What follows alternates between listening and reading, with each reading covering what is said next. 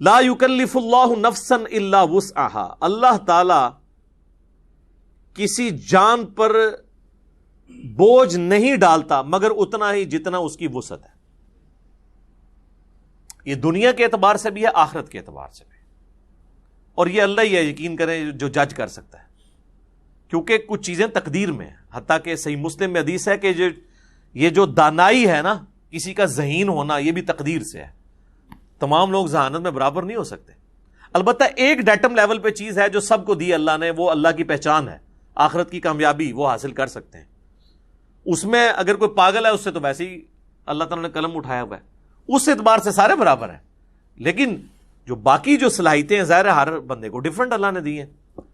تو اللہ یہ جج کر سکتا ہے کہ اس کو میں نے 100 نمبروں کی صلاحیت دی تھی، اس نے 70 حاصل کیے،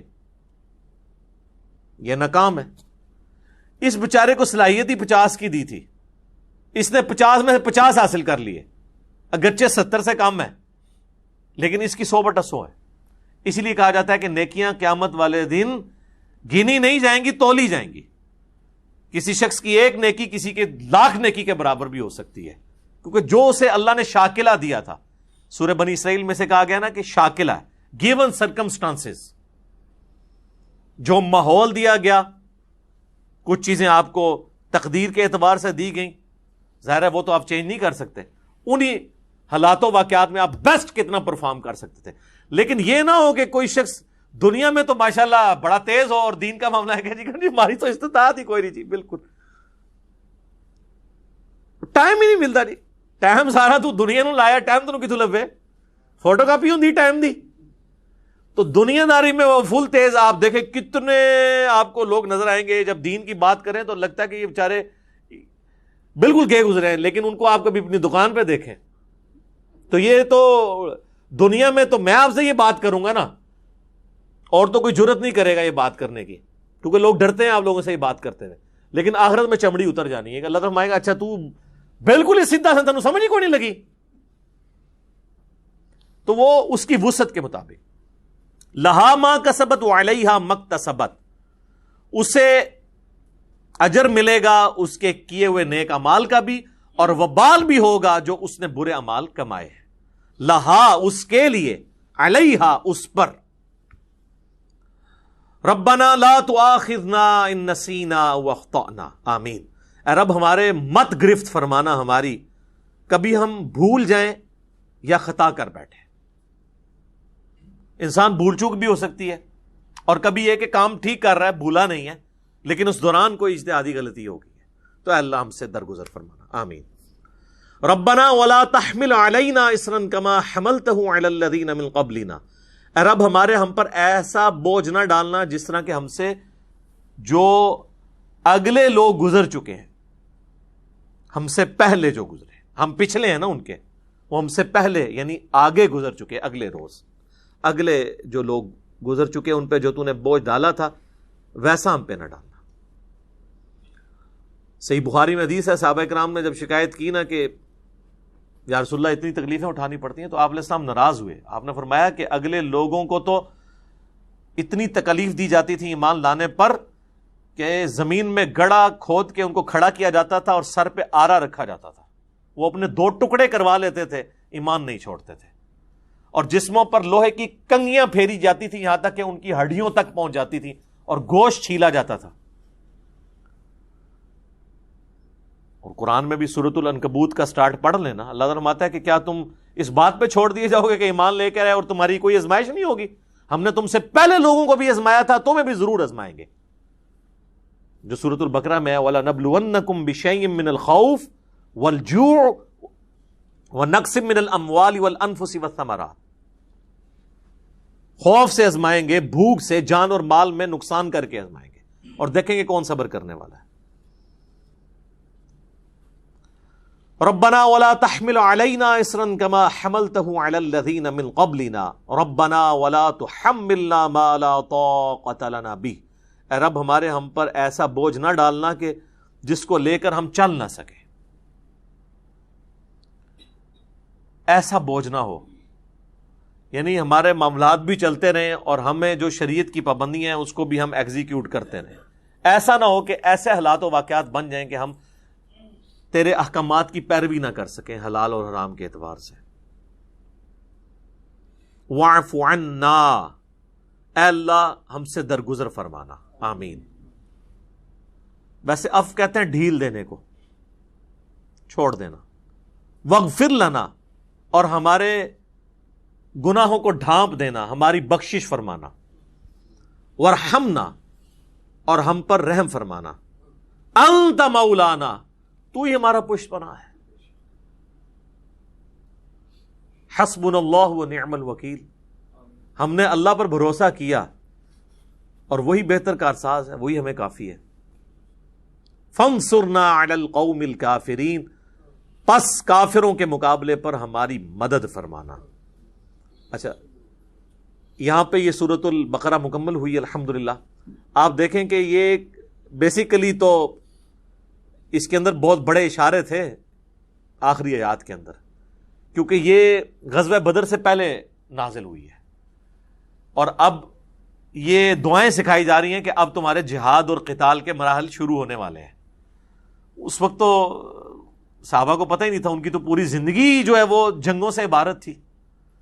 یعنی آخری دفعہ ہی مل کے جاتے تھے اپنے گھر والوں کو، چاہے بدر میں گئے ہیں، احد میں گئے ہیں، خندق میں گئے ہیں، خیبر میں گئے ہیں، اور پھر حضور کے بعد بھی قادسیہ اور یرموک بھی لڑنی پڑی، ہزاروں لوگ شہید ہوئے.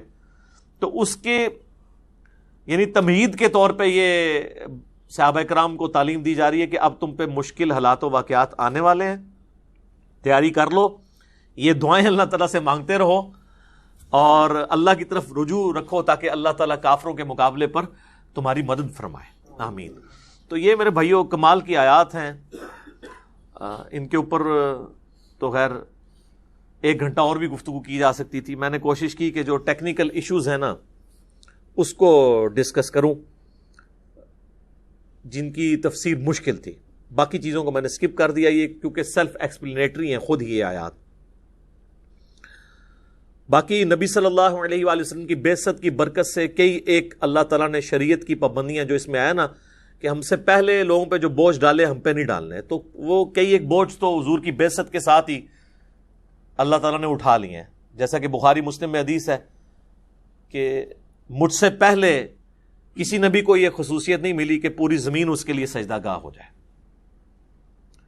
وہ تو سفر میں جاتے تھے تو نمازیں گنتے رہتے تھے، واپسی پہ آ کے صرف مسجد میں ہی ادا کر سکتے تھے. میرے لیے اللہ نے پوری زمین مسجد بنا دی، جہاں مرضی میرے امتی نماز ادا کریں. اگلی امتوں کے لیے مال غنیمت حرام تھا، یعنی جنگوں میں کافروں کا چھوڑا ہوا مال وہ لا کر ایک اوپن میدان میں رکھا جاتا تھا، آسمان سے ایک بجلی نازل ہوتی تھی، وہ راکھ ہو جاتا تھا، تاکہ یہ چیز انشور ہو کہ کوئی بھی مسلمان کافر کا مال لوٹنے کے لیے جنگ نہیں کرے گا بلکہ اللہ کے لیے کرے گا. تو ویسے یہ پابندی کسی حد تک ٹھیک ہی تھی، لیکن حضور کی برکت سے اللہ تعالیٰ نے مال غنیمت کو حلال کر دیا کہ ٹھیک ہے تم اس کو استعمال کر سکتے ہو. اور پھر آپ کو پتہ ہے غزوہ احد میں پھر مس ہینڈلنگ بھی ہوئی، اس کے اوپر سرزنش بھی ہوئی. 60 آیات نازل ہوئی سورہ آل عمران کی کہ تم نے نبی صلی اللہ علیہ وآلہ وسلم کی نافرمانی کی ہے دنیا کے مال کی وجہ سے. اور اس سرزنش کا فائدہ ہوا کہ پھر اس کے بعد صحابہ کرام کو جنگ ہارے نہیں ہیں، ڈسپلن کبھی اپنا لوز نہیں کیا، کیونکہ اللہ تو پھر قادسیہ اور یرموک بھی دیکھ رہا تھا نا کہ اس کے بعد اتنی بڑی بڑی جنگیں ہونے والی ہیں اور وہاں تو پوری دنیا کے خزانے ان کے ہاتھوں میں لگنے والے ہیں. تو پہلے ہی ذرا اس اعتبار سے ان کی تربیت کی جائے کہ اللہ کی رضا کے لیے سارے کے سارے معاملات ہونے چاہیے. تو یہ میرے بھائیو الحمدللہ اللہ کا شکر ہے کہ ہماری یہ سورۃ البقرہ مکمل ہوئی. انشاءاللہ تعالی اگلی جو 43 نمبر کلاس ہے وہ سورہ آل عمران کو ہم سٹارٹ کریں گے. اور یہ اللہ کا شکر ہے کہ سورۃ البقرہ مکمل ہوئی. پچھلی جو 9 سالوں کے اندر ہماری قرآن کی تفسیر ریکارڈ ہوئی تھی اس میں سورۃ البقرہ جو ہے وہ آلموسٹ 20 لیکچرز کے اندر مکمل ہو گئی تھی. اور میں نے کہا تھا اس دفعہ ہم ذرا تیزی سے کور کریں گے، لیکن اس دفعہ ڈبل لیکچرز آلموسٹ لگ گئے. یہ آج 42 نمبر لیکچر ہے، اس میں سے آپ 6 وہ نکال دیں جو قرآن کے تعارف والے ہیں تو پھر بھی یہ 36 لیکچرز تو آلموسٹ لگے ہیں. لیکن یہ ہے کہ جب کبھی بھی کوئی قرآن حکیم کی تفسیر کے اعتبار سے ویڈیوز کے اندر اس طرح کی چیزوں کو سمجھنے کی کوشش کرے گا تو انشاءاللہ تعالی ہماری تفسیر جو قرآن کی ریکارڈ ہو رہی ہے اس کی کسی اعتبار سے تشنگی باقی نہیں رہے گی کہ یہ ڈیفیکلٹ ٹاپکس تھے جن کے اوپر سمجھ نہیں آتی تھی، اس کے اوپر ظاہر لوگ تو ویسے سرسری گزر جاتے ہیں.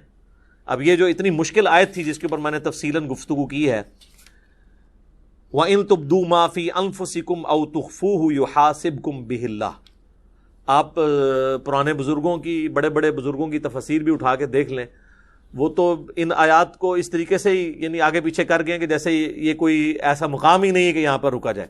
حالانکہ یہ سب سے ڈینجرس مقام ہے قرآن حکیم میں کہ اللہ تعالیٰ دل کے گناہوں کے اوپر بھی گرفت فرمانے والا ہے. اللہ تعالیٰ ہمارے گناہوں سے درگزر فرمائے، ہمیں قرآن حکیم کی تعلیمات پر عمل کر کے دوسرے بھائیوں تک پہنچانے کی توفیق عطا فرمائے.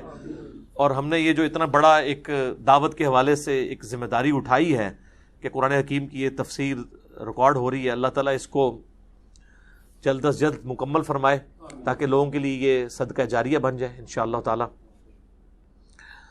سبحانک اللہم و بحمدک، اشہد ان لا الہ الا انت، استغفرک و اتوب الیک، وما علینا الا البلاغ المبین. جزاکم اللہ.